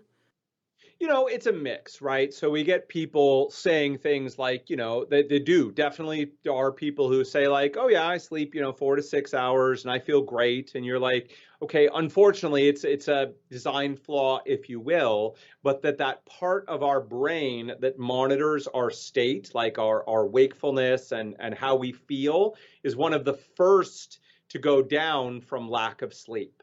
So often, in the same way, and this is very difficult, again, sleep and stress we often find are more difficult for many people than dietary changes. Diet is tough. No, listen, no doubt about it. Some people take to it really easily, some people don't. Um, but sleep and stress can be even more difficult, and we'll often challenge people to do a 2 to 4 week challenge of getting more sleep. So whether that's adding an hour or whatever is appropriate for their situation, of getting more sleep. And when they do it, almost uniformly, people go, "Oh my God, I had no idea how much better I could feel getting more sleep than I was." Like again, I thought I was okay because I was used to it, but I really wasn't. I don't have those crashes. My mood is so much better. My energy is improved. My inflammation is down. Like so many of these pieces improve for people with two things. Better quality sleep is important. So like you mentioned, for example, having an old uncomfortable mattress can impair people's quality of sleep. So you can sleep a lot quantity wise, but if the quality is bad, you're Mm-hmm. not going to be getting the benefit out of it. Or you can simply, for a lot of people, are just not getting enough. And a lot of people who come to see us will readily admit that. Like I'm sleeping 6.5 hours a night. How's that going? Well, I'm tired. I know I should sleep more. I don't. Okay, well, we're going to have to talk about that and see what we need to do to make some changes for you. But this reminds me of a point. Often, when we're taking someone's history and we're looking back through it, autoimmunity can feel like it's came on overnight for people. One day I was fine, the next day I wasn't. And sometimes, things do happen. Type 1 diabetes, for example, is typically, now not in the example you gave of the adult onset. That's a little bit it's a variant of type 1 diabetes, but your classic type 1 diabetes, what is thought to happen is the child gets sick with a cold or a stomach bug. The immune system reacts to that stomach bug, and there's a cross reaction that occurs, that the cells of the pancreas that produce insulin so we can control our blood sugar look close enough like that gut bug, that the immune reaction against the gut bug pivots and starts attacking the pancreas. That's what's thought. And often that onset can be within a few weeks. So the kid was sick and then sort of never really recovers well and gets into the symptoms of having type 1 diabetes. But for the majority of people in most autoimmune diseases, they may say to us, well, it felt like it just kind of came on overnight. But when we track their health back through their history, often what we see are, the roots and the stirrings of that autoimmunity years or decades beforehand, and then it usually culminates in a what we call the straw that broke the camel's back, and that's often a hugely stressful event. That can be a divorce, job change, going to school, some big event, travel, or something else that was just kind of the last straw that tipped people over into a full-blown autoimmune disease. So we often see that, and they'll say, well, it was this trip that gave me autoimmunity, or whatever the case might be. And almost never is that actually the case. That was just the final straw that kind of kicked off the autoimmunity in earnest, but often we'll see it going on for years or decades beforehand. Got it. Very interesting. Um, you talked about the paleo or the paleo autoimmune protocol. Mhm. What about the GAPS diet? Have you had Sure. success with that? The GAPS Mhm. diet Yep. being really about helping to restore the gut. Yep.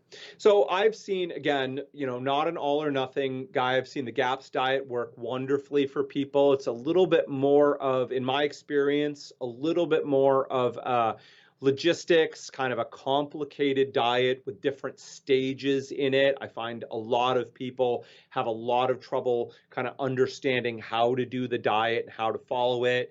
But I've certainly used it. I was certified by the creator of the diet to work with it. I found it be quite helpful for people. Again, just because of the logistics, I've often found that people do a little bit better with paleo diets or autoimmune paleo diets. It's just a little bit more straightforward. But yep, found the GAPS diets worked well. We've mentioned one called the specific carbohydrate diet. It's been around for quite a long time, has worked nicely for people before. So my biggest thing is not that any one diet in particular is the right one and all the others are wrong. The question for me is several fold. Does the diet take away the foods that are problematic for a person? If it does so, then they're going to be seeing improvement in what's going on. And secondly, we have to say, okay, along with that diet is a gut dysfunction. So, a very common story, I'm sure some of your listeners have heard it before, is that they removed some food from their diet. Say, for example, gluten. And oh my gosh, everything got so much better when I took gluten out of my diet.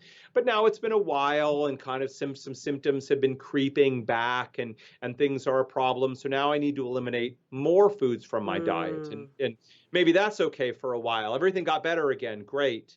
But then it kind of came back again, and now this is a problem, and now that's a problem. And so we've seen people get down to as few as like 3 or 4 foods that they feel like they can eat safely, and it's a very bad, very hard place to be in.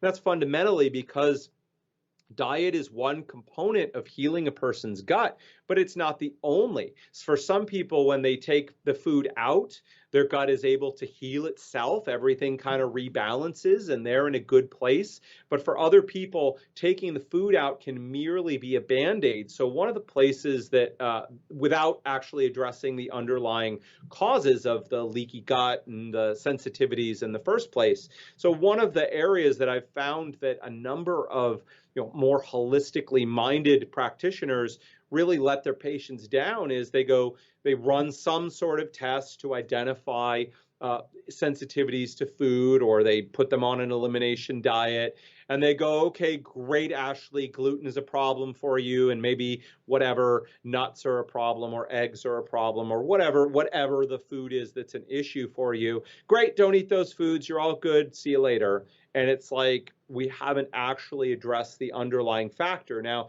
you have to get those inflammatory foods out to get the system to calm down. And some of those removed foods may be permanent. They may be foods you really need to stay away from, or you at least should stay away from them. And many of those foods can be temporary. While the gut is dysfunctional and disordered, the immune system is activated and inflamed, a lot of foods can be problematic. And we commonly see that in the beginning, you need to take out quite a few different foods. But over time, as we do heal the gut, as things get to a better place for many people, many of those foods can start to make their appearance back in a person's diet and not be problematic for them anymore. I love that you brought that up. That we can go down that route of eliminating things from our diet, but people can get very restricted, and then that's a level of stress. Absolutely. Yes, it Right, is. right. So we have to Right? find that balance, but we have to address stress. We do have to help the person figure out what diet is the most healing way to eat for their body at that time, Mhm. and then help them address sleep. And so when you discover when you help the patient to dial in this trifecta, Mhm. do you find that how long do people get results? Is it immediate? Is it within a few Sure. months? Like, I know Sure. you can't say like 100% of the people, Oh, everyone right. always, right? I Right. know you can't say No, that, but can totally. you paint a Yep. picture of like, let's just say the people who are listening right now have Mhm. autoimmune, maybe also have Right. some gut issues. What, Right.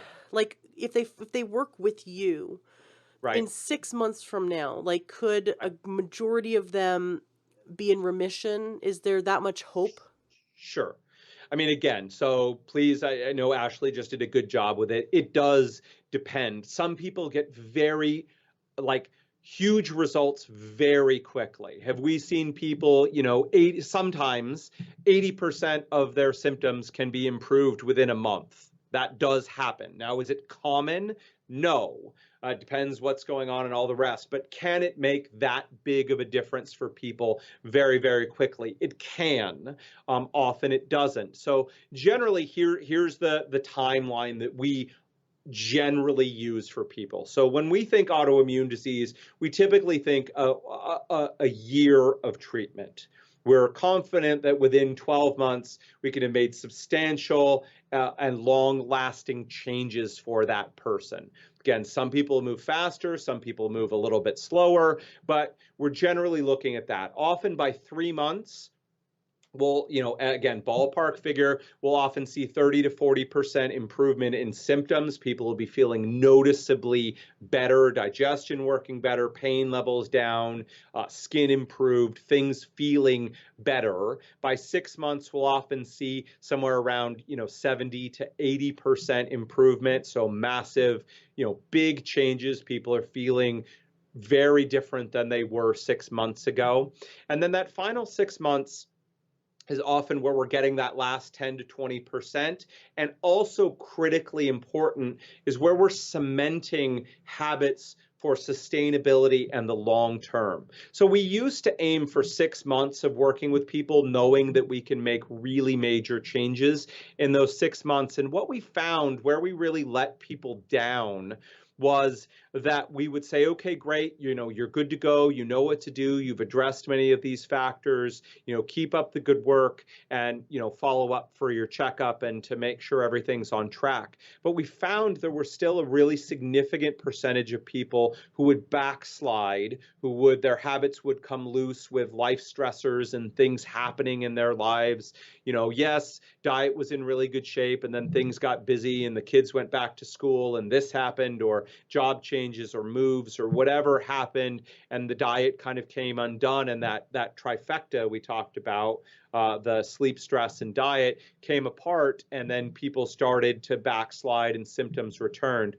What we found is by taking that additional 6 months of really making sure that all those changes are really cemented, the fundamentals have all been addressed, lifestyle changes have become permanent for people, we found that after 12 months, the chance of recurrence, of backsliding and having things come back, drops really dramatically. So our recommendation for most people with autoimmunity is going to be a plan that encompasses 12 months or a full year. I love it. I love that you get such great results and that you help people to sustain it themselves. Right. Well, that's the goal, right? What we're trying to be different. Now, there is a place, obviously, and I'm biased as a medical professional who does this for a living, but there's a place for medical professionals. I know many people out there have had horror stories, really terrible experiences with doctors or the medical system. I hear them every week. People tell me about those stories, and I understand why some people just give the whole medical system a middle finger and say that they're just going to manage their own health. And again, like we come back to that pyramid. There's a place for self-management. Your doctor, your health professional, your health coach, all of these, they don't go home with you. They don't cook you unless you can, have a professional chef preparing all your meals for you, which some people are very fortunate to be in that place, but the vast majority of us, we have to get our own meals. We have to eat our own meals. We have to, we don't have a personal trainer to be there to force us to do the exercise we need to do. We don't have someone, mom or dad telling us to go to bed and make sure these things happen. So we have to be responsible for our own lives and for our health habits. And by doing that, we can take our health into our own hands and we can make big changes. But there's absolutely a place for health professionals, for people who do this, who've gone through the training, who've done the work, who do this on a day-to-day basis. We need both of those. We need a practitioner who will work with the person, and we need the person to do their side of things as well. And that's how we get optimal results. Again, it's not an either or, it's a and both type situation. I love it. Now, you told me that you have some advice for those who have been, maybe they, like you said, have felt as though the medical system has failed them and they are quite upset about it. So they go to Google and they're Yep, trying to get advice from great podcasts like this one and that's right. Yep. from blogs and from Wiki and from all kinds of medical websites to try to help themselves. There are a million websites out there to tell you what to do that many of them contradict each other when it comes to gut healing and autoimmune, Yep. and then Yep. forums and Facebook groups, and we can just go on and on. We Yep. are at a wonderful age of information, and it's up Absolutely. to Hmm. us to dial it in and figure out what's best for us. Unfortunately, if we're in a state of stress and we have Hmm. autoimmune, we probably have Hmm. brain fog because the Right. being in the sympathetic Yep. nervous system response shunts blood away from the logic centers of the brain.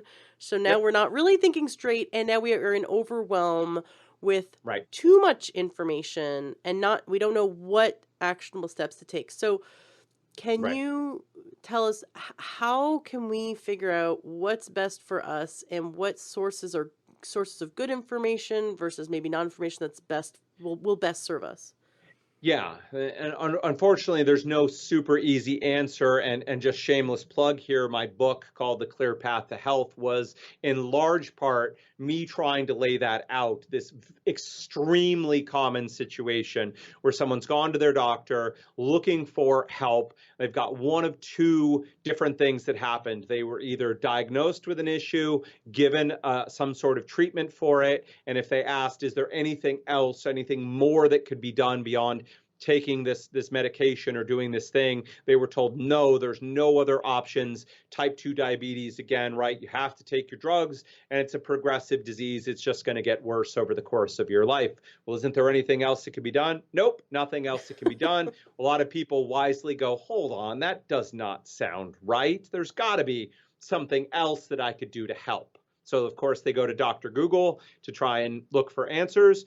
Or, unfortunately, and we hear this very often, people are feeling bad. They go to their doctor, they get some tests run, and they're told that either everything looks fine, nothing's going on, or, maybe there's something going on, but it's unclear what it is. What can we do about it? Nothing. Please get out of here. You're clogging up the office, and people are just sort of thrown out, left on their own, and don't know what to do. So again, completely understandable. They turn to Dr. Google looking for some answers, right?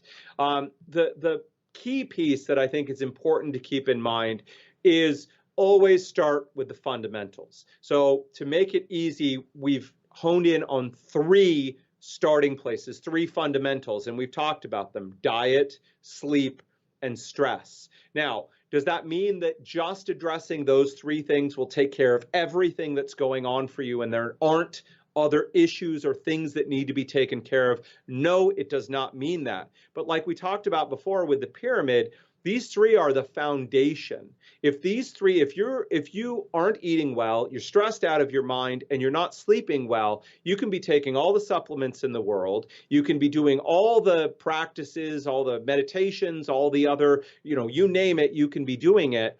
Will they give you some benefit? Yes. But will they give you the benefit that you're really looking for? No, they will not. And we can say that, look, and to go back to that diabetes, why do MDs say that diabetes is an incurable progressive disease? Type 2 diabetes, again, just to be clear, it's because when you slap medications on it, but you don't address the fundamentals, the medications will help, but they cannot get to the root of what's going on, and they won't fundamentally, stop diabetes. Similarly, with autoimmune disease, you can read all about, the latest herbs, potions, pills, patches, therapeutics, all these different things.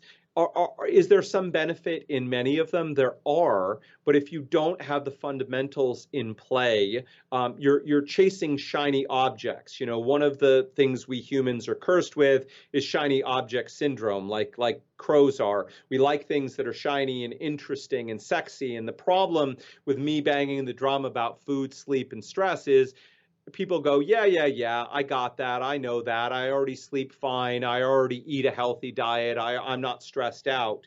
And the majority of people that we work with when we analyze those factors, they may or may not have done a lot of great work on their diet. Often there's a lot of areas that still need to be addressed and worked with.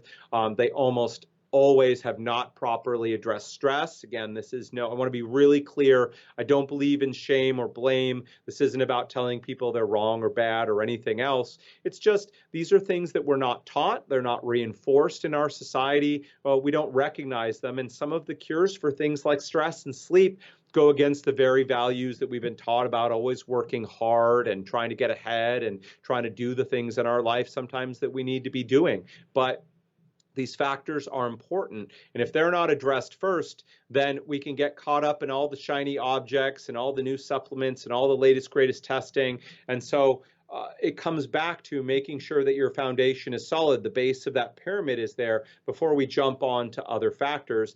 And then again, shameless plug, finding a good holistic practitioner who can work with you. Again, I've spent years and years researching and working with these materials. And so it's fairly straightforward for me to look at something on the internet and go, well, that sounds reasonable, or that sounds like maybe it'll work for a few people, but isn't going to be useful for the vast majority of people.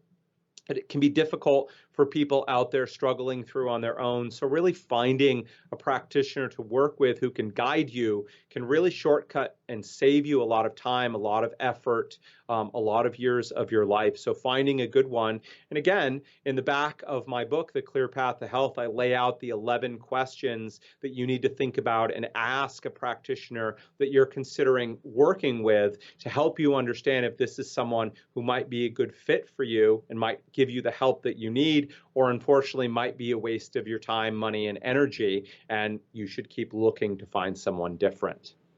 I love it. Thank you so much. And I know you're doing a giveaway. It's in our Yes. Facebook group. Listeners who would Mm-hmm. like to potentially win a copy of your Yep. book, they can Mm-hmm. go to the Learn True Health Facebook group. And after I publish this show, we'll do the giveaway, and they can comment to enter into the giveaway. Thank you for that. I love that you have simplified things. It is very complex. I believe there's over 200 different kinds of autoimmune conditions. Is that correct? I've heard varying numbers. The number I've most commonly heard thrown around is about 150, but listen, we're in the ballpark. There are many, many types of autoimmunity. Some of them are very common. They have common names. We know about them. Some others are much more uncommon or rare. We're even discovering that some conditions we thought had no autoimmune kind of basis are being shown that there there is autoimmunity involved in them as well. So unfortunately for us, autoimmune disease is one of the curses of modern life. Thankfully, we're not getting chased by tigers. Most of us are not starving to death anymore, but we've traded that for autoimmunity. Among many other things. The good news is that many of the things that are within our control that we can do can make a really big impact. For a lot of people, the need for immune suppressing drugs, they may not need them. We've seen many people with a whole host of different autoimmune conditions either not need to get on drugs or be able to go off of them. Some people definitely do need them, and we recommend that they use them. But again, use the whole pyramid. Don't just start at level 3, the drugs, ignoring steps 1 and 2. By layering in steps 1 and 2, we often need less drugs if we need them, and we minimize or reduce the side effects that can happen with those drugs. So there's a lot that can be done, and I hope people are taking this as the hopeful message that I'm intending it to be. Absolutely. It was very positive. It was wonderful having you on the show. Is there anything left unsaid? Is there anything you wanted to make sure that you covered before we wrap up today's interview? Well, I think we've gone through a lot of really good stuff. I hope people have taken some notes, or if they feel like it's gone by in a whirlwind, I hope they'll go back and give it a listen to. There's a lot of good stuff here. Again, be aware that all of us we have the shiny object syndrome as an issue, and it can be fun to research the newest, latest, greatest stuff. But make sure before you waste your time, money, and energy chasing after those shiny things that your fundamentals are being taken care of. Know that there are, qualified, caring practitioners out there who can help you. We're not anti-MD, but recognize that their strengths and their weaknesses of anyone that you work with. No one will be able to do everything. So recognize what the health professionals you have in your life are skilled at, and if they can't meet a need that you have, then it's time to get someone involved who does have that expertise, who can help you to make those changes. Dr. Tim Gertsmar, it's been such a pleasure having you on the show today. Dr. Tim's website is aspirenaturalhealth.com. Of course, the links to everything that he does is going to be in the show notes of today's podcast at learntruehealth.com. It's been wonderful. Thank you so much for coming today and sharing with our listeners. I hope that it fills them with hope and gives them the clear direction for them to know that they can take step by step.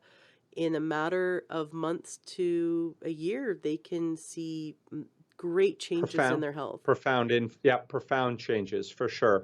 Well, if this has been helpful for people, please feel welcome. Drop us a line on our Facebook page or send us a message just saying that you found the podcast helpful. It always warms my heart and makes my day to know that this has made a difference in people's lives. If you're looking for a practitioner, if you're local in the greater Seattle area, feel welcome to give us a call or drop us a line. Or if you're listening from somewhere else, know that through the miracles of modern technology, we can do virtual consults with people all over the States and really all over the world. So there is hope, and please feel welcome to reach out and contact us. You can find all of our information at our website, as Ashley said, aspirenaturalhealth.com, and I hope you'll check it out. Awesome. Thanks so much. Thank you. Hello, true health seeker. Have you ever thought about becoming a health coach? Do you love learning about nutrition and how we can shift our lifestyle and our diet so that we can gain optimal health and happiness and longevity? Do you love helping your friends and family to solve their health problems and to figure out what they can do to eat healthier? Are you interested in becoming someone who can grow their own business, support people in their success? Do you love helping people? You might be the perfect candidate to become a health coach. I highly recommend checking out the Institute for Integrative Nutrition. I just spent the last year in their health coaching certification program, and it really blew me away. It was so amazing. I learned over 100 dietary theories. I learned all about nutrition, but from a standpoint of how we can help people to shift their life and shift their lifestyle to gain true holistic health. I definitely recommend you check them out. You can Google Institute for Integrative Nutrition, or IIN, and give them a call, or you can go to learntruehealth.com/coach, and you can receive a free module of their training to check it out and see if it's something that you'd be interested in. Be sure to mention my name, Ashley James, and the Learn True Health podcast, because I made a deal with them that they will give you the best price possible. I highly recommend checking it out. It really changed my life to be in their program, and I'm such a big advocate that I wanted to spread this information. We need more health coaches. In fact, health coaching is the largest growing career right now in the health field. So many health coaches are getting in and helping people, because you can work in chiropractic offices, doctors' offices, you can work in hospitals, you can work online through Skype and help people around the world. You can become an author. You can go into the school system and help your local schools shift their programs to help children be healthier. You can go into senior centers and help them to shift their diet and lifestyle to best support them in their success and their health goals. There's so many different available options for you when you become a certified health coach. So check out IIN, check out the Institute for Integrative Nutrition, mention my name, get the best deal. Give them a call and they'll give you lots of free information and help you to see if this is the right move for you. Classes are starting soon. The next round of classes are starting at the end of the month. So you're going to want to call them now and check it out. And if you know anyone in your life who would be an amazing coach, please tell them about it. Being a health coach is so rewarding, and you get to help so many people. Are you looking to get the best supplements at the lowest price? For high quality supplements and to talk to someone about what supplements are best for you, go to takeyoursupplements.com, and one of our fantastic True Health coaches will help you pick out the right supplements for you that are the highest quality and the best price. That's takeyoursupplements.com. takeyoursupplements.com. That's takeyoursupplements.com. Be sure to ask about free shipping and our awesome referral program.